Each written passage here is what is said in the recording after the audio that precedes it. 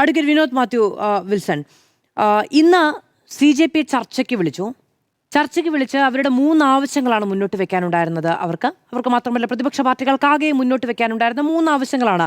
ഒന്ന്, ഈ വിദ്യാർത്ഥികളുടെ കുടുംബങ്ങൾക്ക് 1 കോടി രൂപ നഷ്ടപരിഹാരം നൽകണം എന്നുള്ളതാണ്. രണ്ടാമത്തേത്, പോലീസ് അതിക്രമത്തിൽ അന്വേഷണം വേണം എന്നുള്ളതായിരുന്നു. അതിൽ ഈ നഷ്ടപരിഹാരവുമായി ബന്ധപ്പെട്ട് പച്ചക്കൊടിയാണ്. പോലീസ് അതിക്രമത്തിൽ നടപടി എന്നുള്ളതല്ല, ഇനി FIR-കളടക്കം പിൻവലിക്കുമെന്നൊരു തീരുമാനം ഉണ്ടായിട്ടുണ്ട്. മൂന്നാമത്തേതും, എന്നാൽ സമരക്കാരെ സംബന്ധിച്ചിടത്തോളം ഏറ്റവും പ്രധാനപ്പെട്ട ആവശ്യമാണ് ധർമ്മേന്ദ്ര പ്രധാന്റെ രാജി. ആ ആവശ്യത്തിൽ ഒരു വിട്ടുവീഴ്ചയുമില്ല എന്നാണ് ഈ ഘട്ടത്തിൽ മനസ്സിലാക്കാൻ കഴിയുന്നത്. ഏറ്റവും പ്രഥമമായ, ഏറ്റവും പ്രാധാന്യമുള്ള ആവശ്യം നിരാകരിച്ച് കേന്ദ്ര സർക്കാരിന് ഇത് ഒത്തുതീർപ്പാക്കാൻ കഴിയുമെന്ന് എനിക്ക് തോന്നുന്നില്ല.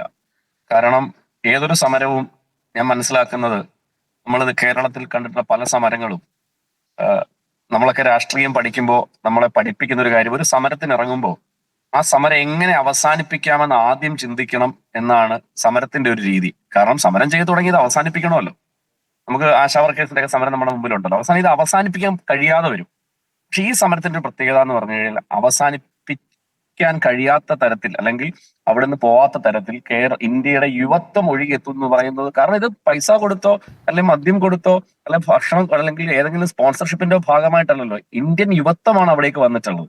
അപ്പൊ ആ ഇന്ത്യൻ യുവത്വത്തെ ഇങ്ങനെ അവരുടെ ഏറ്റവും പ്രധാനപ്പെട്ട ആവശ്യം നിരാകരിച്ചുകൊണ്ട് ഈ സമരം അവസാനിപ്പിക്കാൻ കഴിയുമെന്ന് എനിക്ക് തോന്നുന്നില്ല. അത് മാത്രമല്ല മാധു, ഇതിൽ ഏറ്റവും പ്രധാനപ്പെട്ട കാര്യം എന്താ അറിയാമോ?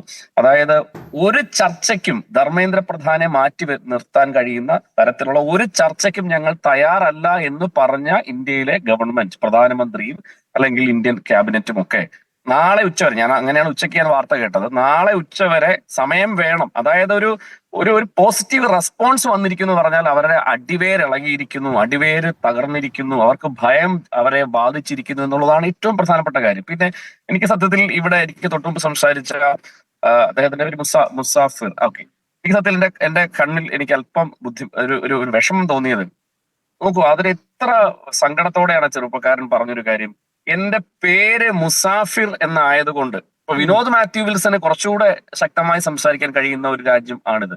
പക്ഷെ ഒരു മുസാഫിറിന് സംസാരിക്കാൻ കഴിയാത്ത രീതിയിലേക്ക് ഈ സംഘപരിവാർ മനുഷ്യ മനസ്സുകളെ വിഘടിപ്പിച്ചു കളഞ്ഞു. എത്രയോ, ഞാൻ വളരെ ഓപ്പണാണ്, എന്റെ ഒത്തിരി മുസ്ലിം സഹോദരന്മാരും സുഹൃത്തുക്കളും അവരെന്നോട് പറയും, ഈ CJP വിഷയത്തിലൊക്കെ വിനോദം നിങ്ങൾ പോയി ചാനൽ ചർച്ചകളൊക്കെ സംസാരിക്കുന്ന പോലെ ഞങ്ങൾക്ക് സംസാരിക്കാൻ ഭയമാണ്, സംസാരിക്കാൻ കഴിയില്ല. കാരണം അത്ര മാത്രം അസഹിഷ്ണുതാ മനോഭാവത്തോടു കൂടി, അതായത് ഒരു മുസ്ലിം നാമധാരിയാണെങ്കിൽ, ഒരു മുസ്ലിം വേഷം ധരിക്കുന്ന ഒരാളാണെങ്കിൽ അയാള് അല്ലെങ്കിൽ ആ കുട്ടി, ആ പെൺകുട്ടി, ആ ആൺകുട്ടി രാജ്യദ്രോഹിയാണ്, ദേശവിരുദ്ധനാണ്. ഇന്നലെ ഓരോ ചർച്ചയിലൊക്കെ BJP-ക്കാർ വന്ന് പറയുന്നത് കേട്ടില്ലേ, വിദേശ ജമാഅത്ത് ചുമ്മാ AI സഹായത്തോടുകൂടിയുള്ള പിക്ചർ വരെ പ്രചരിപ്പിച്ചുകൊണ്ട് ഈ കുഞ്ഞുങ്ങളുടെ മനസ്സിനെ ഇത്രമാത്രം വിഷമിപ്പിക്കുക. എനിക്ക് സത്യത്തിൽ അയാൾ പറഞ്ഞതിൽ ഏറ്റവും പ്രധാനപ്പെട്ട വാചകം അതാണ്. അതായത് എന്റെ പേര് ഇതായതുകൊണ്ട്, എന്റെ പേര് ഞാൻ എന്റെ ഇന്ത്യയിലെ വർഗീയവാദിയും തീവ്രവാദിയും ആരൊക്കെയാണ് എന്ന് അവരുടെ ഭാഷയിൽ തന്നെ അവർ പ്രക്കാർഡുകളായി ഉയർത്തി കാണിച്ചിട്ടുണ്ട്. നമുക്ക് ചർച്ചയിൽ പറയാൻ കഴിയില്ല എന്നുള്ളതുള്ളൂ. അതിനൊക്കെയുള്ള കൃത്യമായ മറുപടികൾ യുവാക്കൾ തന്നെ നൽകുന്നുണ്ട്.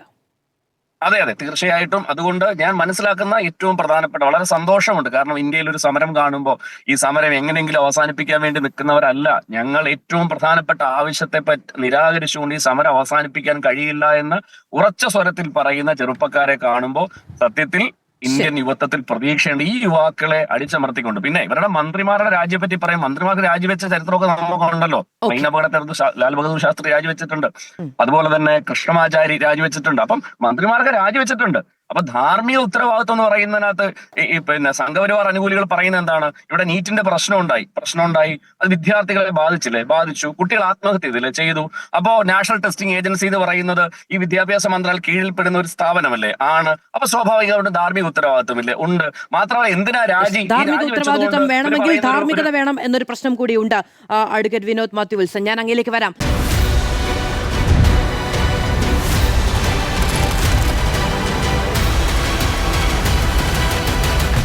Debate with Madhu Saji.